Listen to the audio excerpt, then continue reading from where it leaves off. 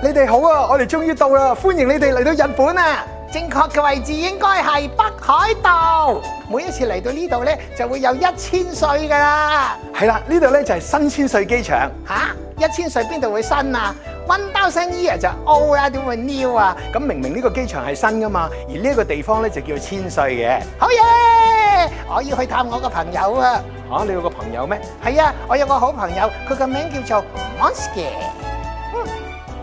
我哋快啲離開個機場啊！我諗呢，我個朋友喺出邊等緊我噶啦。得啦，我哋首先去旭川呢個地方。旭川係位於北海道嘅正中，而佢呢就係僅次札幌，係北海道第2嘅大城市嚟嘅。各位大鄰居、小鄰居，你哋好啊！歡迎大家咧嚟到呢一度Asahi Yamazu，就係呢一個旭山動物園啊！呢度好出名噶，有成百幾種動物咁多嘅，呢度有人類添嘅，呢度有馬騮添嘅，唔單止係咁啊，獅子、老虎，仲有北極熊，哇，咁精彩！而家馬上我哋入去睇下啦！耶！嚟到呢度有超過50年嘅動物園，梗係要探下我嘅好朋友北極熊啦！你朋友？明明呢度係山嚟噶嘛，又點會有呢個北極熊呢？你唔識日文嘅咩？你睇下吓 ，Polar Bear 係日文嚟嘅咩？不過我知道，肯定呢度有北極熊，你嚟睇下。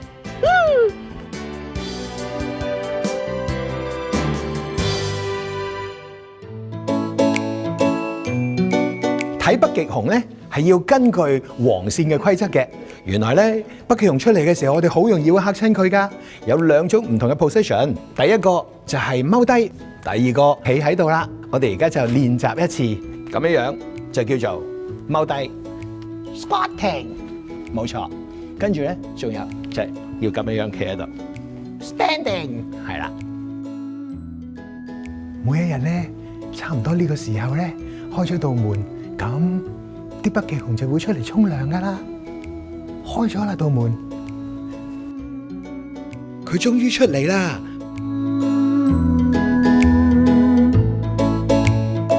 北極熊唔怕凍噶，因為佢有厚厚嘅脂肪同埋毛毛嘛。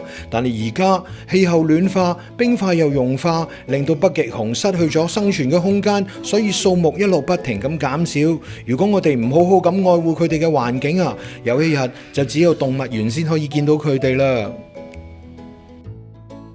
咁呢度究竟有幾多隻北極熊咧？呢度咧總共有4隻北極熊喎。咁你又點知咧？因為咧有圖有真相，係咪隻隻都一樣噶？你睇清楚啊！佢哋每一隻有唔同嘅名啦，仲有呢一個就係佢出生嘅年月日啦。2000年、1994年、1991年，仲有呢一隻2005年喎。咁我哋見到呢隻係男仔定女仔？你又知唔知啊？我諗咧，頭先見到嗰隻應該係，你又知唔知咧？我梗係知啦，咁叻。應該係女仔嚟嘅。點解啊？因為女仔咧通常都係唔睬我噶嘛，咁嗰隻嘢唔睬我，即係女仔。你又講得啱，不過我唔知係咪因為佢唔睬你。頭先嗰隻咧就係佢啦 ，Pilika。